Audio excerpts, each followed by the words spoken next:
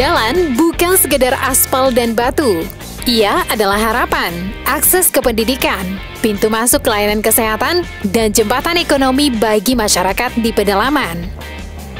Hari ini, saya membawa sahabat Start News menyusuri jejak para pejuang infrastruktur yang menebus batas alam dan administratif demi satu misi, menyambungkan Mandailing Natal dan Padang Lawas.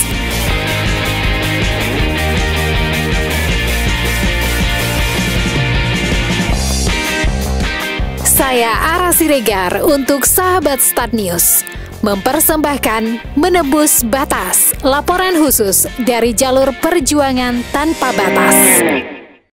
Assalamualaikum warahmatullahi wabarakatuh. Sahabat Start News, saya Ara Siregar melaporkan langsung untuk kegiatan hari ini. Sedang ada survei untuk jalan dari Palas menuju Kabupaten Mandailing Natal, dan juga sudah ada tim survei 7 unit mobil yang akan mengikuti kegiatan hari ini. Selasa 10 Juni 2025 pukul 8 waktu Indonesia Barat di Desa Hapung, Kabupaten Padang Lawas, kendaraan off-road mulai disusun. Di hadapan mereka berdiri 2 pemimpin daerah serta jajarannya. Bupati Mandailing Natal Haji Saipullah Nasution SHMM, Wakil Bupati Padang Lawas Haji Ahmad Fauzan Nasution SHI MPDI. Mereka melepas tim survei gabungan yang terdiri dari Dinas PUPR Mandailing Natal, Babinsa, Masyarakat Penyambungan Timur dan Hapung, tim Tabaksel Expedition Off-Road, dan media liputan termasuk kami dari Start News. Tujuan mereka jelas, melakukan pemetaan batas wilayah sekaligus membuka potensi jalur penghubung antara 2 kabupaten yang selama ini terisolasi oleh hutan lebat. Tepat pukul 9 waktu Indonesia Barat, konvoi bergerak. Jalur masuk adalah menyeberangi sungai dan tanah merah yang diapit pohon karet dan semak belukar. Semakin jauh dari pemukiman, jalanan berubah menjadi lintasan berbatu besar, berlumpur dan penuh semak tinggi.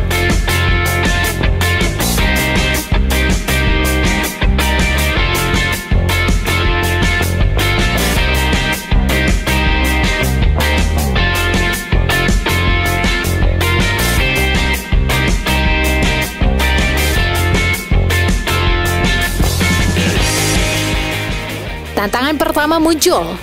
Salah satu mobil selip saat menyeberang parit alami. Ban pecah di tanjakan Cades, jembatan darurat yang hanya cukup untuk 1 mobil. Namun, semangat kebersamaan mendominasi. Babinsa dan masyarakat bahu-membahu mengatur kendaraan.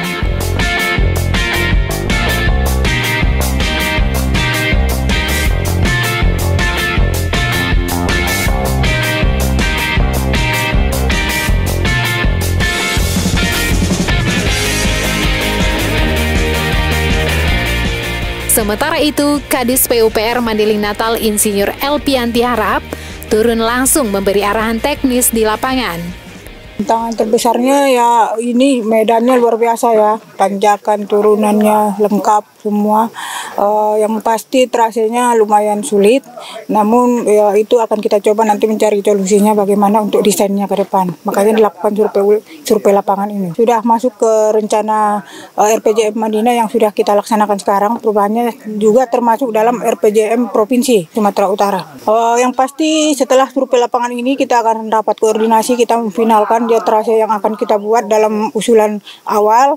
Kemudian kita akan melakukan yang namanya AMDAL atau kajian lingkungan, kemudian juga DED-nya kita rencanakan dengan baik untuk dapat kita usulkan mungkin ke tingkat nasional. Jadi kita hanya disampaikan untuk melengkapi mungkin dokumen-dokumen awal supaya nanti di tingkat provinsi ataupun pusat lebih mudah kita untuk melaksanakannya. Memasuki tengah hari, hujan mulai turun. Rombongan tak memiliki akses sinyal seluler sejak 2 jam sebelumnya. Kondisi antar tim hanya dilakukan lewat HT dengan baterai terbatas. Sementara itu logistik yang dibawa terbatas. Makanan instan, kopi saset, nasi bungkus, air mineral, tidak ada tenaga medis khusus. Namun disinilah terlihat kekuatan dari semangat gotong royong. anggota masyarakat berbagi lauk, tim off-road berbagi peralatan darurat, dan semua tetap menjaga semangat positif.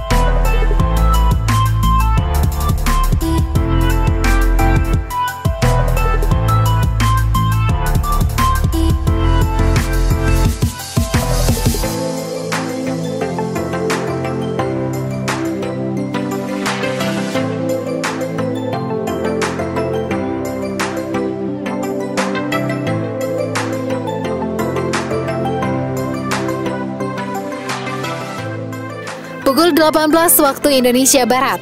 Setelah lebih dari 9 jam perjalanan, tim mencapai perbatasan Kabupaten Pasaman. Malam itu hutan menjadi tempat peristirahatan. Sebagian tidur di dalam mobil, sebagian membuat bivak dari terpal. Api unggun menyala di tengah diskusi informal mengatur peta perjalanan esok hari. Perjalanan baru separuh. Esok, tim akan melanjutkan ke arah Huta Tinggi. Pagi Rabu 11 Juni 2025. Perjalanan kembali dilanjutkan setelah selesai makan pagi.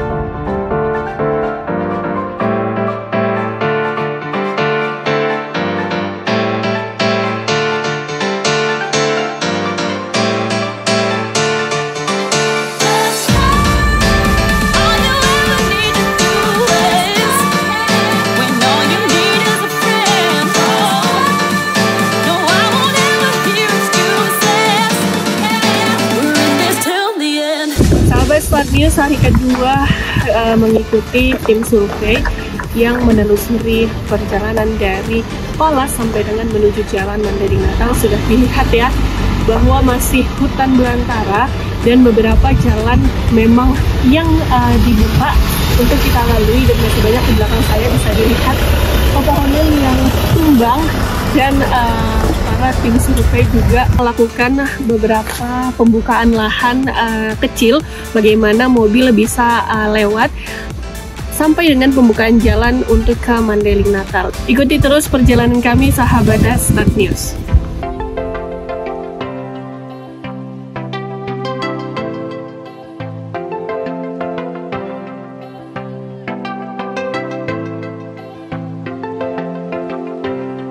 Setelah perjalanan sampai dengan pukul 15, jalan di depan terlalu ekstrim untuk kendaraan.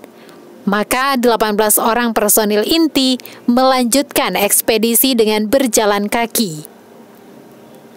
Mereka membawa peralatan penanda, catatan koordinat dan peta cetak, perlengkapan logistik bertahan hidup ringan. Jalur yang dilalui adalah hutan lebat, penuh ilalang, semak berduri, serta beberapa kali menyeberangi aliran sungai kecil. Mengapa jalan ini harus dibuka? Menurut pemerintah Kabupaten Mandailing Natal dan Padang Lawas, pembukaan jalan ini bukan sekedar kebutuhan administrasi batas wilayah, tapi langkah strategis pembangunan daerah tertinggal. Manfaat jalan penghubung di bidang ekonomi, hasil pertanian masyarakat akan lebih cepat dipasarkan. Di bidang pendidikan, siswa di pedalaman bisa lebih mudah ke sekolah. Di bidang kesehatan, akses ke puskesmas atau RS terdekat lebih cepat. Di bidang keamanan wilayah, memperjelas batas dan meminimalisir konflik batas antar daerah. Di bidang wisata alam, membuka potensi wisata hutan, air terjun, dan off-road. Dan masyarakat Padang Lawas yang bisa lebih dekat untuk fasilitas bandar udara yang ada di Malintang, Kabupaten Mandailing Natal. Bupati Padang Lawas juga menyebutkan bahwa jalur ini adalah alternatif penting jika jalur utama lintas barat terputus akibat bencana. Setelah 2 hari di lapangan, tim media termasuk saya, Ara Siregar, pamit untuk kembali ke Penyambungan Kota. Namun, perjuangan tim survei masih berlanjut. Sebelum perjalanan tim inti dilanjutkan dimulai dengan arahan dan doa bersama agar perjalanan berjalan lancar. Mereka masih harus mencatat jalur, melakukan dokumentasi koordinat, dan menyusun laporan pemetaan awal.